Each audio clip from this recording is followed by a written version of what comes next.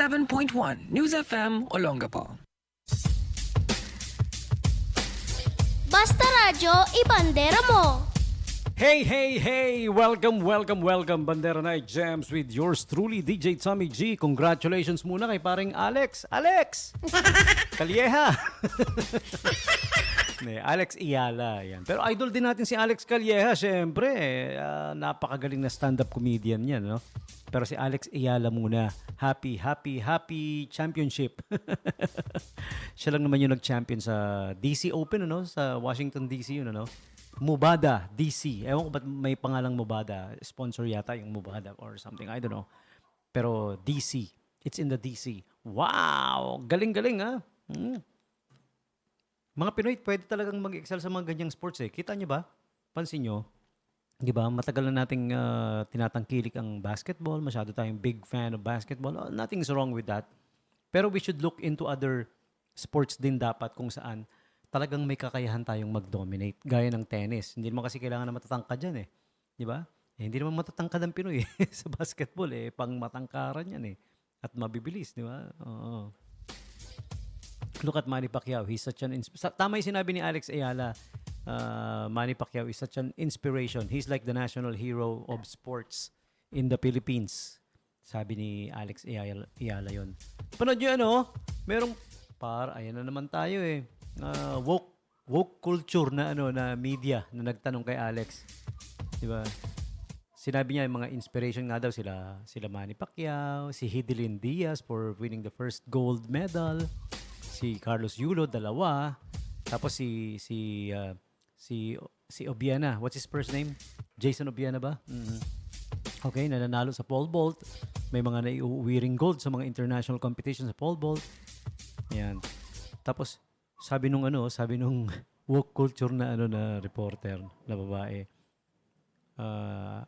Lahat daw ng binanggit niya puro lalaki. Natawa tuloy yung mga nasa paligid eh. Sabi nga, narinig sa background eh. Sabi niya, oh, she mentioned a woman. Hindi niya yata alam na babae si Hidilyn Diaz. So nagtatanong pa lang siya, may agenda na kagad siya, no? Kasi woke culture siya eh, na, alam mo yon about gender and hindi naman niya kailangan gawin yun eh, di ba? At saka, if ever, sabihin na natin puro lalaki yung binanggit niya ni ano. And yung mga binanggit kasi ni Alex Ayala, those are the people who won. Those are the people who won and who brought home the gold. It's so, being a media personality, being in the media, it pains me. It's so painful seeing people like that na nasa media rin, na may hidden agenda lagi. Pag nagtanong, no? Pag nagtanong sa mga celebrities, pahiya pa siya. Oh, she mentioned a woman. Rinig na rinig sa rinig na rinig sa microphone. Kasi kinorek siya nung, I don't know, somebody from the kapwa niya yata media. Hindi niya alam na si Hidilyn Diaz. Siguro, akala niya lalaki. Hidilyn Diaz. Sino ba yung mga pumayag na makapasok yung mga ganyan sa, let's say, siyempre, media company yan, di ba? But, kumukuha ng ganyan. Panggulo lang yung mga ganyan.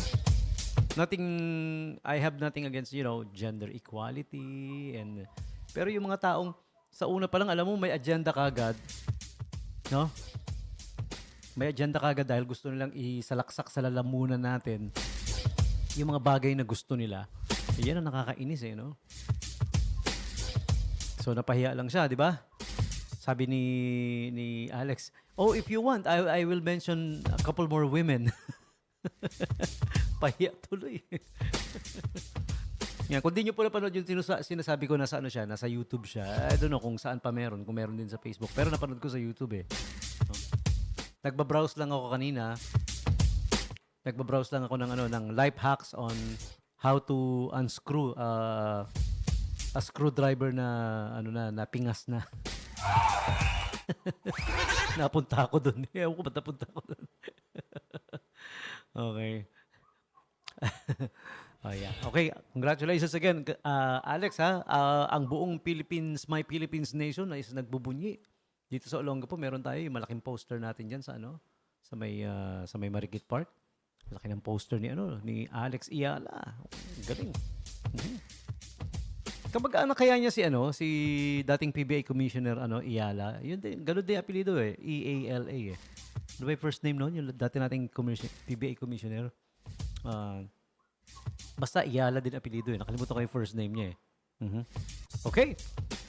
Anyways, time for me to tell you about today's holidays and observances and the famous birthday segment, of course.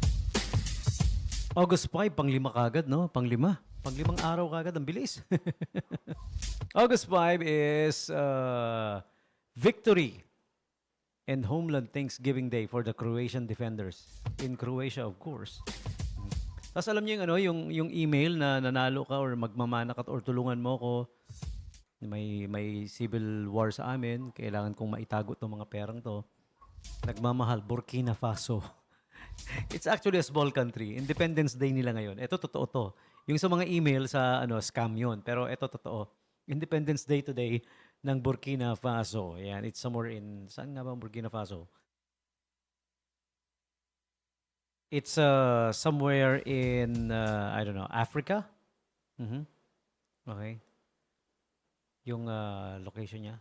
But anyways, yeah. Burkina Faso.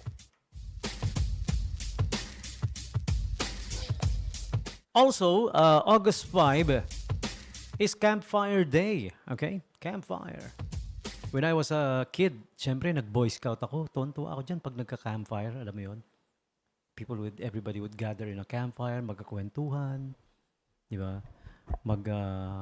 Magluluto-luto kung ano mailuluto. Marshmallow, inaano sa campfire. Yan. Okay. August 5 is also Dolly Parton Day. I don't know. Is it her birthday? Si Dolly Parton. Parton. She's such a big superstar in Tennessee, in Nashville. They declared August 5 as Dolly Parton Day. Okay? Sabi ng citation, we give thanks for Dolly's unparalleled career as an entertainer and philanthropist. Kasi for those who don't know, maraming tinulungan to charity, Nagbibigay talaga sa charity. And her ability to touch millions of lives, including so many right here in Music City, with her moving music and generous heart. Yun yung sabi ng citation. Yun. Okay? So, August 5 is Dolly Parton Day in Nashville, Tennessee. Okay, next up we have Oyster Day. August 5 is Oyster Day. Electric Traffic Light Day. Ayan. You know, the company I work for, it's SBMA. The agency I work for is SBMA. The department is the SBMA Telecoms. We handle the traffic lights all over the Subic Bay Freeport. Yung mga nasa intersection. Ayan, pag nasira yan, yung mga tropa natin dyan sa SBMA Telecom, sila yung tumatakbo, sila yung nagre-repair. Napaka-technical na mga tao. Magagaling, no? Mga sinasaluduhan natin, salute tayo, no? Electric Traffic Light Day, August 5. Okay, today is also Underwear Day. Funny enough, I'm not wearing any. Habit ko po yun. Habit ko na hindi I don't know. I feel comfortable without it. I don't know. But, yeah. To each his own. Kanya-kanya yan Maraming taong ganyan. Hindi lang ako. Baka sabihin nyo, weirdo ako. Maraming gumagawa niyan na hindi nila hilig. No? Hindi nila nakahiligan. Ayaw nila. But for me, the reason is I think it feels much more comfortable. No? Lalo na kung yung suot mo is let's say for example, a trouser or a shorts na malambot. Yun. Kaya so much comfortable. Okay. So there you have it. Just some of the few holidays and observances for you. And this time for those who are celebrating their birthdays today, this one's for you. Happy birthday to you. Happy birthday. Happy birthday! This one's being brought to you by Angel's Pizza Olongapo. Okay, check out their APC card. Kung wala ka pang APC card, naku, you don't know what you're missing. Dahil sa APC card, meron silang buy one, take one. Buy one, the second one is free on the big sizes, okay? Family size pizza and big family. Yung pangalawa, libre na if you have the APC card, okay? Pwede, you know what's the best thing? Same size yun parehong size yung pangalawa mo, tapos libre. Tapos, pwede ka pang mamili kung anong flavor gusto mo. Wow, awesome is that, huh? So check out this pizza place. Number 395 Rizal Avenue, West Tapinac, Olongapo City at the corner of 4th Street. If you're familiar with 4th Street, huh? 0932-707-4045, call or text for advance order and, inquiries as well. And visit their Facebook page to check out their menu. Just look it up, Angel's Pizza Olongapo on Facebook. Here are the famous people celebrating their birthdays today. Happy birthday to our dear Senator, Mayor, Chairman, Secretary, Richard Dick Gordon. You know, when my father was alive, he's a big fan and a good friend of our dear Richard J. Gordon. He will forever be known as the godfather, the founding father of the SBMA, the Subic Bay Metropolitan Authority. It is what it is today because of him and because of the thousands of volunteers who heeded the call when everything first started. And yours truly is a proud volunteer, the very first bus that rolled inside the Subic Bay Freeport to protect and guard the facility. Yours truly was there. I'm very proud of that. Kung wala yung volunteers, kung wala si Richard Dick Gordon, wala yung SBMA ngayon na napakaraming may trabaho, libo-libo ang may trabaho, no? Okay? I'm not taking the credit alone. I'm sharing it with all, lahat ng nag-volunteer. Lalong-lalo na yung mga original, yung mga nauna, no? Okay? Along, of course, with Richard Dick Gordon. Okay? Happy birthday to you, good sir. Today, August 5, 2026. You know, he turns 81. Wow, 81 already. And he still looks good. He doesn't look his age. Hindi naman mukhang 81. Parang 80 lang. Happy birthday again, good sir, huh? All right. Next up, we have happy birthday to Anthony Edwards of the Minnesota Timberwolves, right? He turns 25 today. TV actress Olivia Holt turns 29, okay? And birth anniversary for astronaut Neil Armstrong, among the first up there, no? Si Neil Armstrong, he passed away in 2012. But he was born August 5, 1930. TV actor Jesse Williams, he's on Grey's Anatomy. One of the long-staying doctors there as a cast. All right? And South Korean actor Wi Ha-jun. Sikat na sikat to. Alam nyo na siguro, no? Dahil maraming nakapanood eh. Squid Game. There you go. Yan. He played the role there of Hwang Jun-ho. Para naman itong mga pangalan ng Korean. Tunay yung pangalan. Wi Ha-jun. Okay. Break it down. Let's break it down. Wi Ha-jun. Kami, no? Ha, di ba? Jun. Kami raw nandun. Wi Ha-jun. Tunay niyang pangalan, ha? Yung karakter naman niya sa Squid Game, siya si Hwang, H-W-A-N-G, ha? Hwang Jun-ho. Yan, ganyan mga pangalan ng South Korea. Alam niyo ba yung pangalan niyo? I-google niyo lang. Pwede niyo i-translate.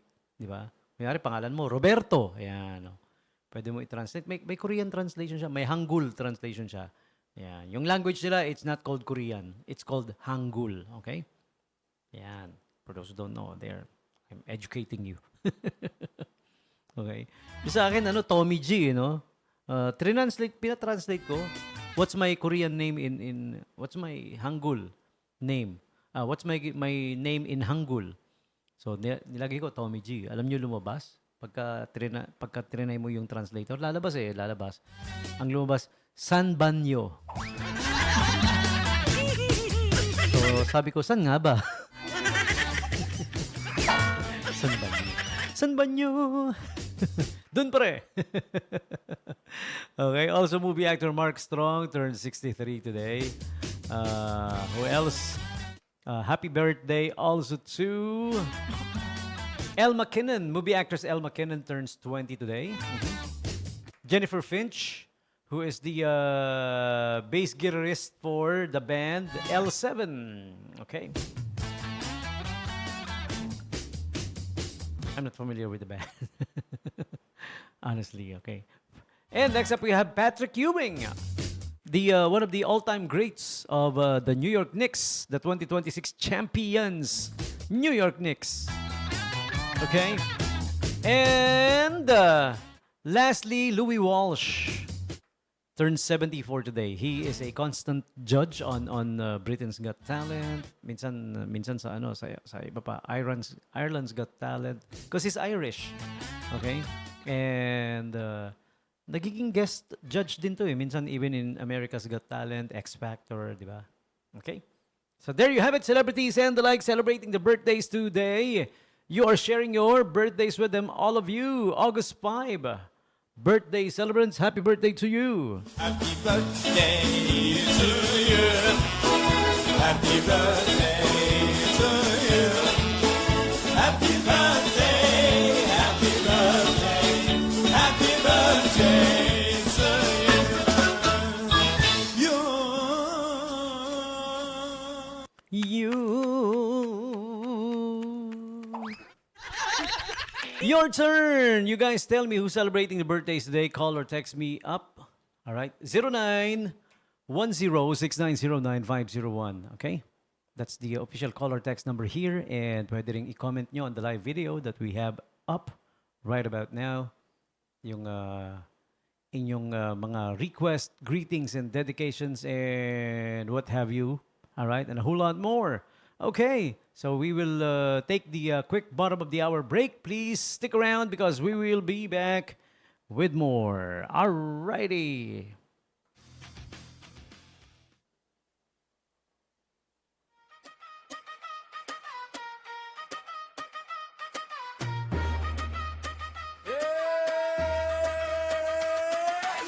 Sige na, pag-usapan natin. Tara dito sa pag-usapan natin lahat ng issue, real talk natin. Open mic, open mind, pag-usapan natin. Come on ngayon, pag-usapan natin.